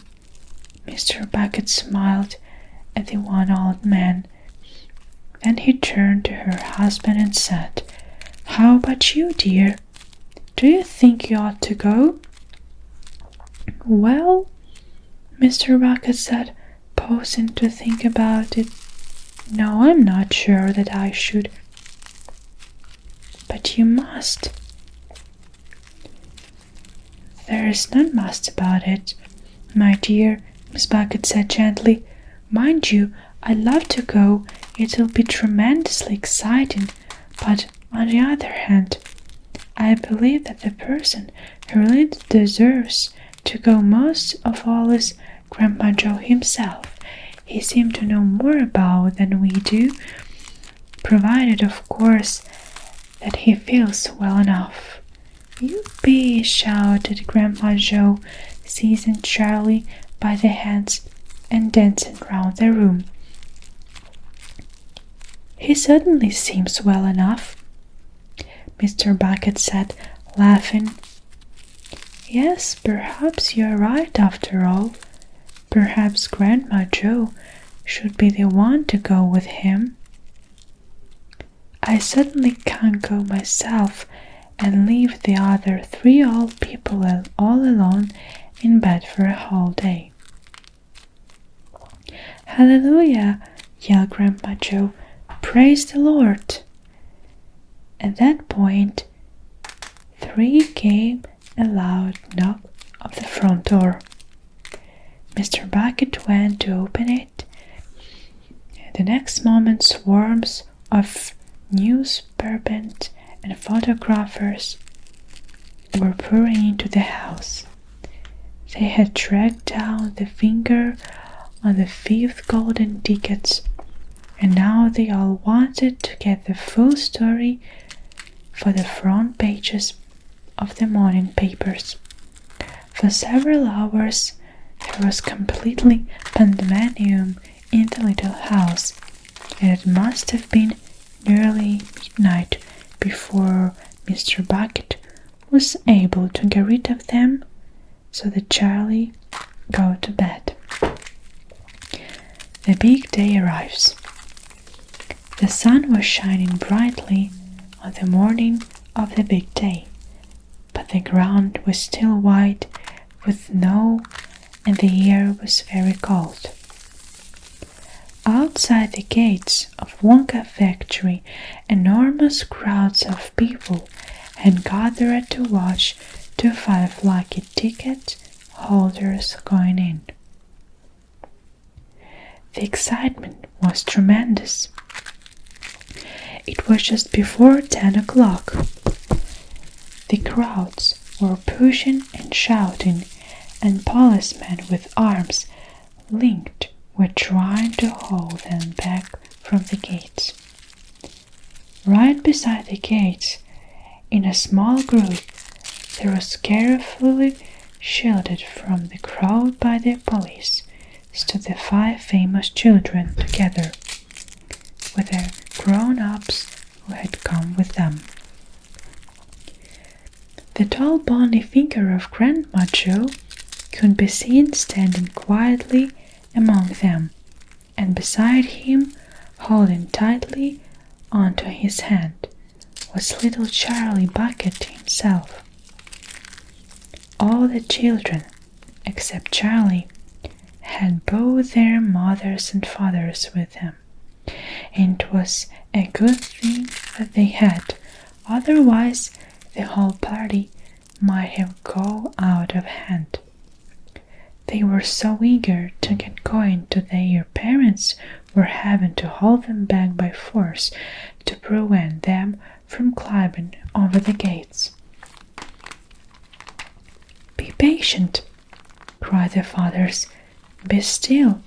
It's not time yet. It's not 10 o'clock. Behind him, Charlie Bucket could hear the shouts of the people in the crowd as they pushed and fought to get a glimpse of the famous children. "There's Violet Beauregard," he heard someone shouting. "That's her, all right. I can't remember his face from the newspaper." "And you know that?" somebody else shouted back. "She's still chewing that dreadful old piece of gum she had for 3 months. You look at her jaws. Who's the big fat boy?" "That's Augustus Gloop." "So it is. Enormous, isn't he?" "Fantastic. Who is the kid with a picture of the Long Ranger singled on his one-cheater?" "That's Mike Teeve. He's the television fields." "He must be crazy. Look at all those toy pistols he's got hanging all over him." "The one I want to see is Veruca Salt," shouted another voice in the crowd. "She's the girl whose father bought up half of 1,000,000 chocolate bars and then made the workers in his spin factory unwrap every one of them until they found the golden tickets. He gives her anything she wants, absolutely anything. She only had to start screaming for it, and she gets it. Dreadful, isn't it?" "Choking. I can it. Which do you think is her?" "That one, over there on the left, the little girl in the silver mink coat." "Which one is Charlie Bucket?" "Charlie Bucket? He must be that skinny little shrimp standing beside the cold fellow who looks like a skeleton. Very close to us, just there. See him? Why, hasn't he got a coat on his cold weather? Don't ask me. Maybe he can't afford to buy one. Goodness me, he must be freezing." Charlie, standing only a few paces away from the speaker, gave Grandma Joe's hand a squeeze, and the old man looked down at Charlie and smiled. Somewhere in the distance, a church clock began striking 10. Very slowly, with a loud creaking of rusty hinges, the great iron gates of the factory began to swing open. The crowd became suddenly silent. The children stopped jumping about. All eyes were fixed upon the gates. "There it is!" somebody shouted. "That's him!" And so it was. Mr. Willy Wonka. Mr. Wonka was standing all alone just inside the open gates of the factory. And what an extraordinary little man he was! He had a black top hat on his head. He wore a tailcoat made of a beautiful plum-colored velvet. His trousers were bottle green, his gloves were pearly grey, and in one hand he carried a fine gold-topped walking cane. Covering his chin, there was a small neat, pointed black bead, a goatee, and his eyes were almost marvelously bright. They seemed to be sparkling and twinkling at all the time. The whole face, in fact, was alight with fun and laughter.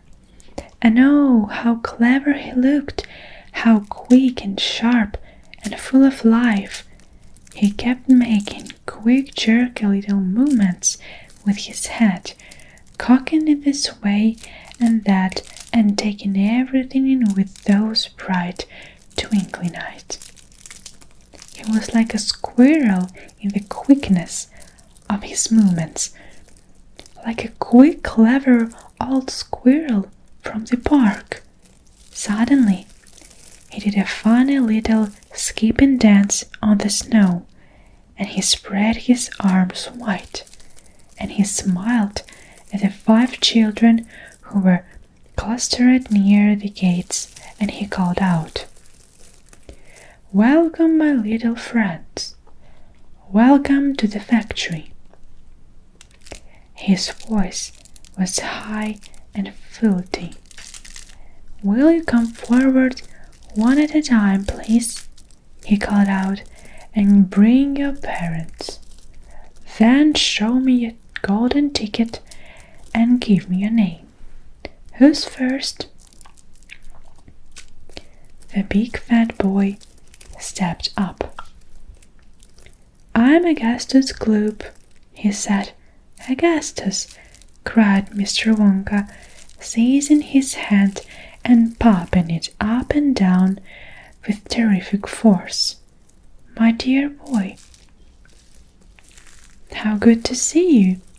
Delighted, charmed, overjoyed to have you with us. And these as your parents? How nice! Come in, that's right. Step through the gates." Mr. Wonka was clearly just as excited as everybody else. "My name," said the next child to go forward, "is Veruca Salt." "My dear Veruca, how do you do? What a pleasure that is. You do have an interesting name, don't you?"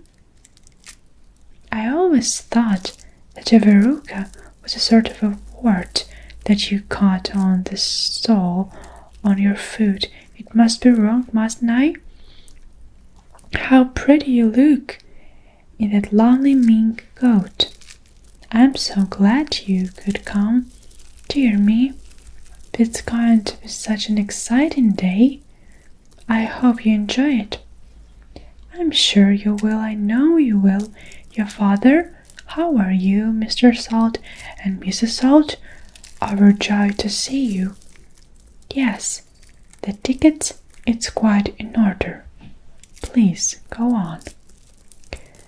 The next 2 children, Violet Beauregard and Mike Davy, and come forward to their tickets examined,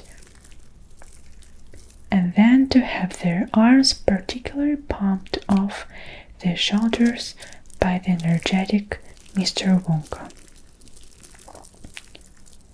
And last of all, a small nervous voice whispered, "Charlie Bucket."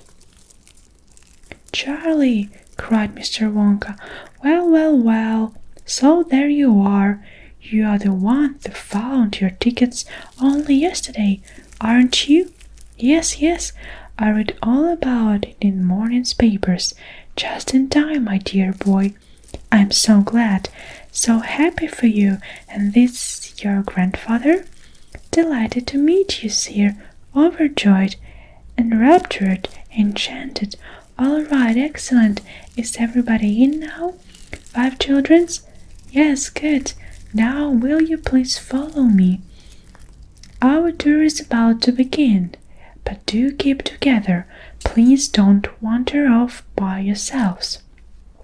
I shouldn't like to lose any of you at this stage of the procession. Oh dear me, no. Charlie glanced back over his shoulder and saw the great iron entrance gates slowly closing behind him. The crowds on the outside were still pushing and shouting. Charlie looked at them, and the gates closed with a clank. All sight of the outside were disappeared. Here we are, cried Mr. Wonka, trotting along in front of the group. Through this big red door, please. That's right. It's nice and warm inside. I have to keep it warm inside the factory because of the workers. My workers are used to an extremely hot climate. They're constantly cold. They'd perish if they went outdoors in this weather. They'd freeze to death. But who are these workers? Asked Augustus Gloop. All in good time, my dear boy, said Mr. Wonka, smiling at Augustus. Be patient. You shall see everything as we go along. Are all you inside? Good. Would you mind closing the door? Thank you. Charlie Bucket found himself standing in a long corridor that stretched away in front of him as far as he could see. The corridor was so wide that a car could easily have been driven along it. The walls were pale pink. The lighting was soft and pleasant. How lovely and warm, whispered Charlie. I know, and the marvelous smell, answered Grandpa Joe, taking a long deep sniff.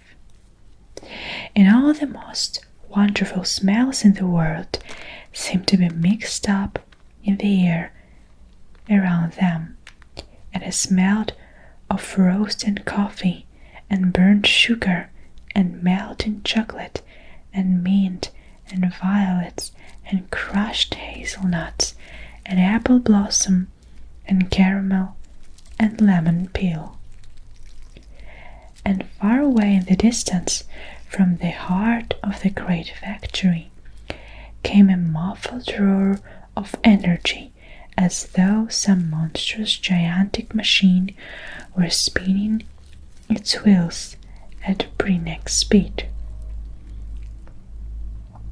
Now this, my dear children, said Mr. Wonka, raising his voice above the noise, this is the main corridor.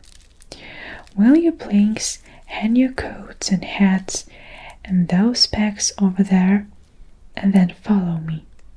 That's the way, good. Everyone ready? Come on then, here we go. He trotted off rapidly down the corridor with the tails of his plum-colored velvet coat flapping behind him, and the visitors all hurried after him. It was quite a large party of people when you came to think of it. There were 9 grown-ups and 5 children, 14 in all. So you can imagine that there was a good deal of pushing and shoving as they hustled and bustled down the passage, trying to keep up with Swing Little Finger in front of them. "Come on," cried Mr. Wonka. "Get a move on, please. We'll never get around today if you twaddle like this." Soon he turned right of the main corridor into another slightly narrowed passage. Then he turned left, then again, then right, then left, then right, then left, then right. The place was like a gigantic rabbit warren, with passengers leading this way and in every direction. "Don't you let go my hand, Charlie," whispered Grandpa Joe. "Notice how all these passages are sloping downwards," called out Mr. Wonka. "We are now going underground. All the most important rooms in my factory are deep down below the surface." "Why is that?" somebody asked. "There wouldn't be nearly enough space for them on top," answered Mr. Wonka. "These rooms are going to be enormous. They are larger than football fields.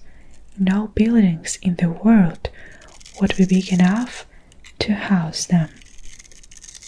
But down here, underneath the ground, I've got all the space I want.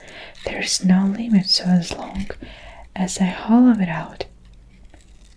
Mr. Wonka turned right. He turned left. He turned right again. The passages were sloping stepper and stepper downhill now. Then suddenly, Mr. Wonka stopped. In front of him, there was a shiny metal door. The party crowded round. On the door, in large letters, it said, "The Chocolate Room." The chocolate room. "An important room, this," cried Mr. Wonka, taking a bunch of keys from his pocket and slipping one into the keyhole of the door. "This is the nerve center of the whole factory, the heart of the whole business. And it's so beautiful. I insist upon my rooms being beautiful. I can't abide ugliness in factories." "In we go, then. But do be careful, my dear children. Don't lose your heads. Don't get overexcited. Keep very calm." Mr. Wonka opened the door. 5 children and 9 grown-ups pushed their ways in, and oh, what an amazing sight it was that now met their eyes.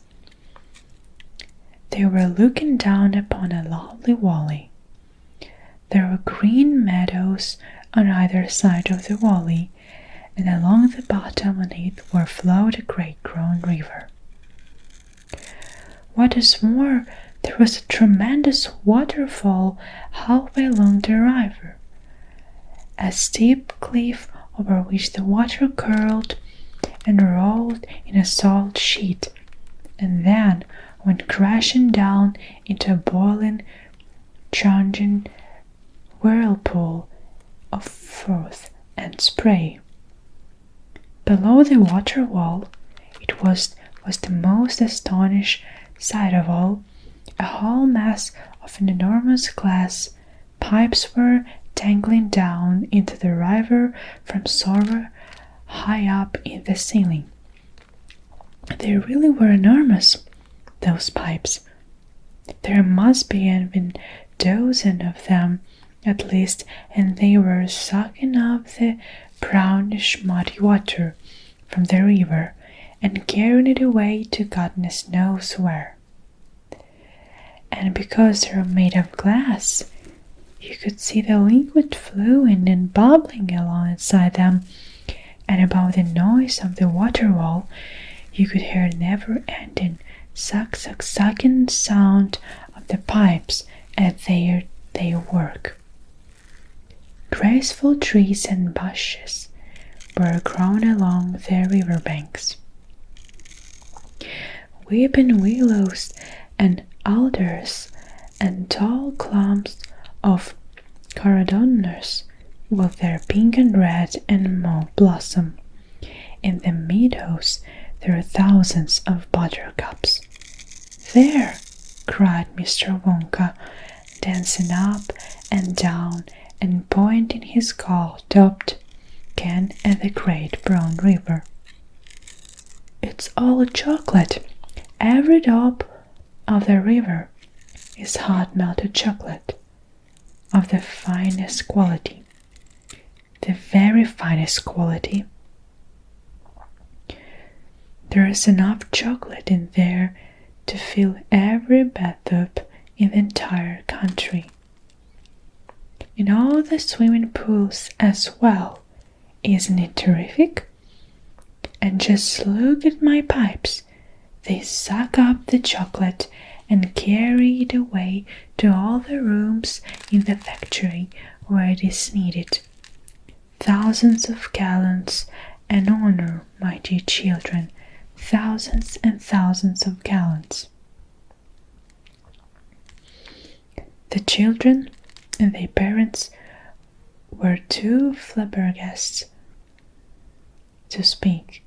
They were distracted. They were dumbfounded. They were bewildered and dazzled. They were completely bowled over by the hugeness of the whole thing. They simply stood and stared. The waterfall is the most important, Mr. Wonka went on. It mixes the chocolate. It churns it up. It pounds and it beats it. It makes it light and frothy. No other factory in the world mixes its chocolate by waterfall. But it is the only way to do it properly. The only way. And do you like my trees? He cried, pointing with his stick. And my lovely bushes? Don't you think they look pretty? I told you I hated ugliness. And of course they are all eatable, all made of something different and delicious. And do you like my meadows? Do you like my grass and my buttercups? The grass you are sending it, my dear little ones, is made of a new kind of soft minty sugar that I've just invented. It call it swoggle. Try a blade. Please do, it's delicious. Automatically everybody bent down and picked one blade of grass. Everybody this except Augustus Gloop, who took a big handful. And Violet Beauregarde, before tasting her blade of grass, took a piece of world record breaking chewing gum out of her mouth and stuck it carefully behind her ear. Isn't it wonderful? Whispered Charlie. Hasn't it got a wonderful taste, Grandpa?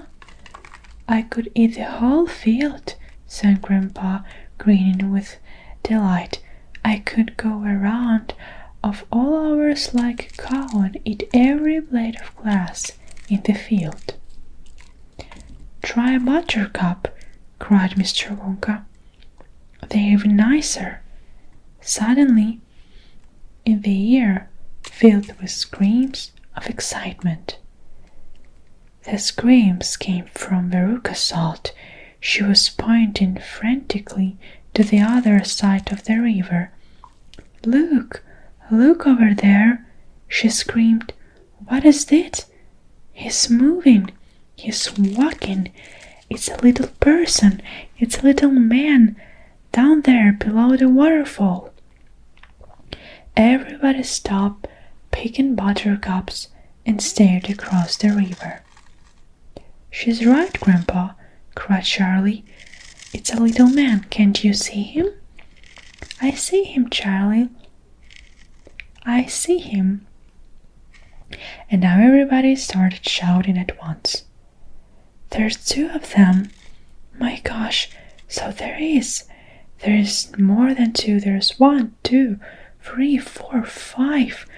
Where are they doing? Where do they come from? Who are they? Children and parents alike rush down to the edge of the rivers to get a closer look. Aren't they fascinating? No higher than my knee. Look at their funny long hair. Then tiny men that were no larger than medium-sized dolls had stopped what they were doing, and now they were staring back across the river at the visitors. One of them pointed towards the children, and then he whispered something to the other four, and all five of them burst into peals of laughter. But they can't be real people, Charlie said. Of course they are real people, Mr. Wonka answered. They are Oompa Loompas. The Oompa Loompa. Oompa Loompas, everybody said at once. Oompa Loompas. Everybody intruded directly from Loompa-land, said Mr. Wonka proudly. There is no such place, said Mr. Salt. Excuse me, my dear, but, Mr. Wonka, cried Mr. Salt, I am a teacher of geography.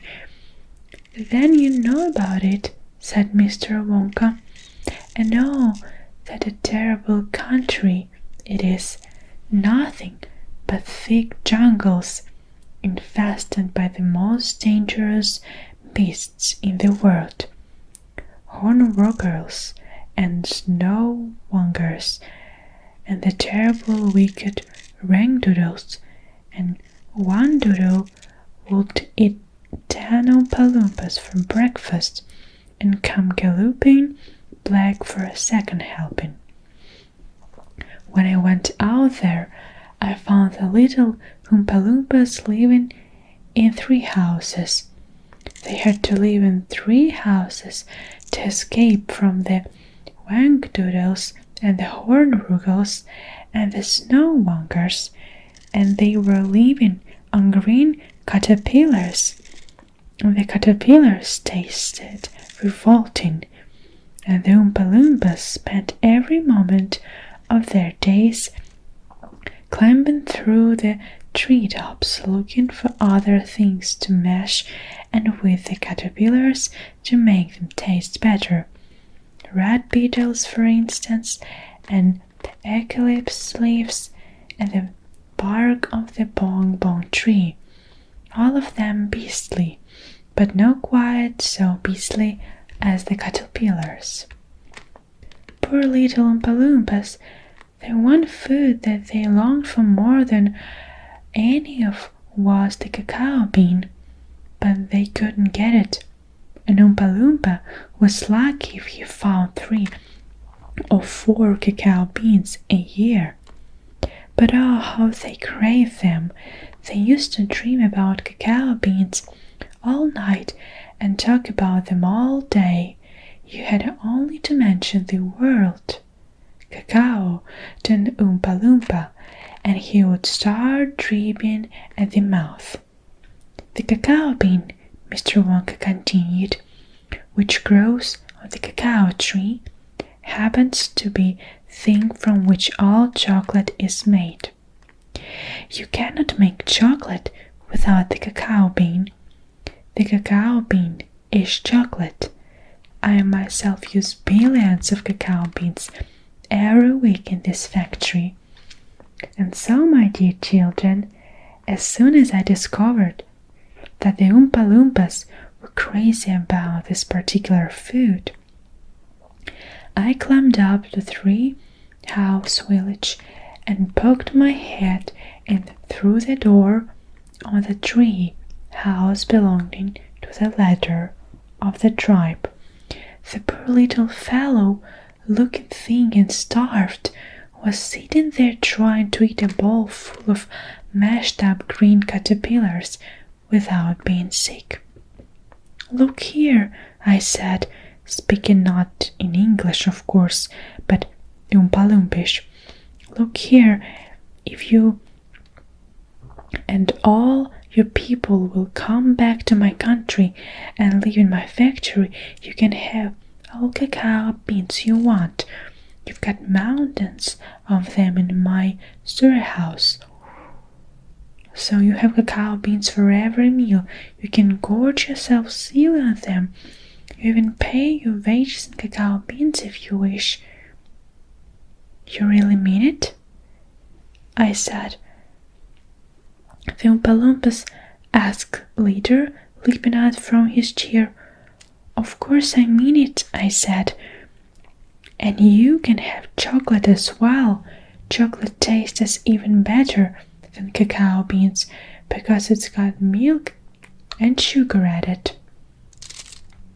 The little man gave a great whoop of joy and threw his ball of mashed caterpillars right out of the tree house window. It's a deal, he cried. Come on, let's go. So I shipped them all over here, every man, woman, and child in the Oompa Loompa wipe. It was easy. I smuggled them over in large packing cases with holes in them, and they all got here safety. They are wonderful workers.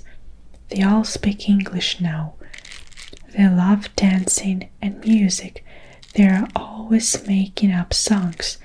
I expect you will hear a good deal of singing totally from time to time. I must warn you, though, that they are rather mischievous. They like jokers.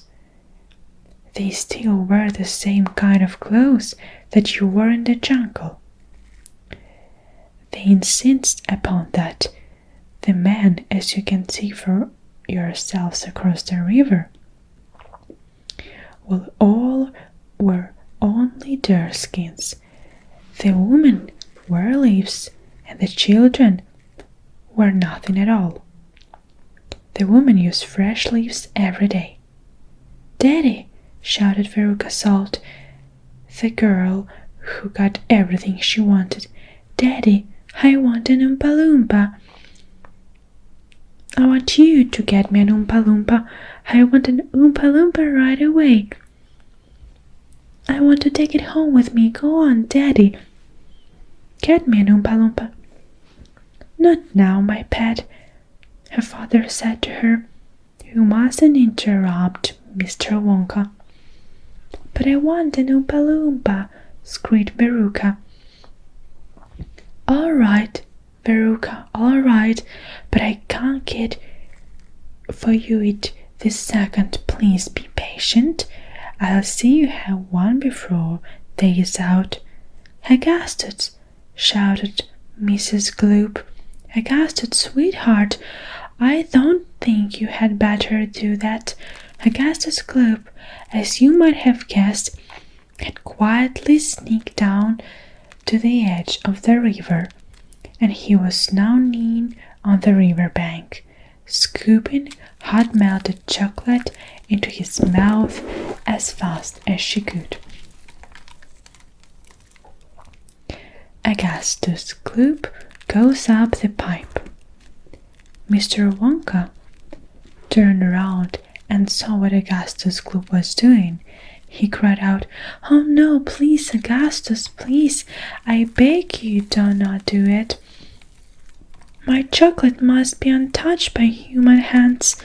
Augustus, called out Mrs. Gloop, didn't you hear what the man said? Come on, away from the river at once. This stuff is fabulous, said Augustus, taking not the slightest notice of his mother or Mr. Wonka. Gosh, I need a bucket to drink it properly. Augustus, cried Mr. Wonka, hopping up and down and waggling his stick in the air. You must come away. You are dirtying my chocolate. Augustus, cried Mrs. Gloop. Augustus, cried Mr. Gloop. But Augustus was deaf to everything except the call of his enormous stomach. He was now lying full length on the ground, with his head far out over the river, lapping up the chocolate like a duck. "Augustus," shouted Mrs. Gloop, "you'll be giving the nasty cold of yours to about 1,000,000 people all over the country." "Be careful, Augustus," shouted Mr. Gloop. "You are leaning too far out." Mr. Gloop was absolutely right, for suddenly there was a shriek and then a splash, and into the river went Augustus Gloop, and at 1 second he had disappeared under the bronze surface. "Save him!" screamed Mrs. Gloop, going white in the face and waving her umbrella about. "He'll drown! He can't swim at all! Save him! Save him!" "Good heavens, woman," said Mr. Gloop, "I'm not diving in there. I've got my best suit on." Augustus Gloop's face up again to the surface, painted brown with chocolate. "Help, help, help!" he yelled. "Fish me out!" "Don't just stand there," Mrs. Gloop screamed at Mr. Gloop. "Do something." "I'm doing something," said Mr. Gloop, who was now taking off his jacket and getting ready to give into the chocolate. But while he was doing this, the wretched boy was being sucked closer and closer towards the mouth of one of the great pipes that was dangling down into the river. Then all at once, down the powerful suction took hold of him completely, and he was pulled under the surface and then into the mouth of the pipe. The crowd on the riverbank waited breathlessly to see where he would come out. "Here he goes," somebody shouted, pointing upwards. And sure enough, because the pipe was made of glass, Augustus Gloop could be clearly seen shooting up inside it, head first like a torpedo. "Help, martyr, police!" screamed Mrs. Gloop. "Augustus, come back at once. Where are you going?" "It's a wonder to me," said Mr. Gloop, "how that pipe is big enough for him to go through it." "It isn't big enough," said Charlie Bucket. "Oh dear, look, he's slowing down." "He is," said Grandpa Joe. "He's going to be stick," said Grandpa Charlie. "I think he is," said Grandpa Joe. "By golly, he was stuck," said Charlie. "In his stomach. That done it," said Mr. Gloop. "He's blocked the whole pipe," said Grandpa Joe. "Smash the pipe!" yelled Mrs. Gloop, still waving her umbrella. "Augustus, come out of there at once." The watchers below could see the chocolate wishing around the boy in the pipe, and they could see it billowing up behind him in a solid mass, pushing against the blockage. The pressure was terrific. Something had to give, something didn't give, and something was Augustus' roof. Up they shot again like a bullet in the barrel of a gun. "He's disappeared," yelled Mrs. Gloop. "Where goes the pipe to go? Quick, call the fire brigade." "Keep calm," cried Mr. Wonka. "Keep calm, my dear lady, keep calm. There's no danger whatsoever. Augustus has gone on a little journey, that's all, a most interesting little journey, but he'll come out of it just fine. You wait and see." how can we possibly come out just fine? Snapped Mrs. Gloop. He'll be made into marshmallows in 5 seconds. Impossible, cried Mr. Wonka. Unthinkable, inconceivable, absurd. He could be never made into marshmallows. And why not, may I ask?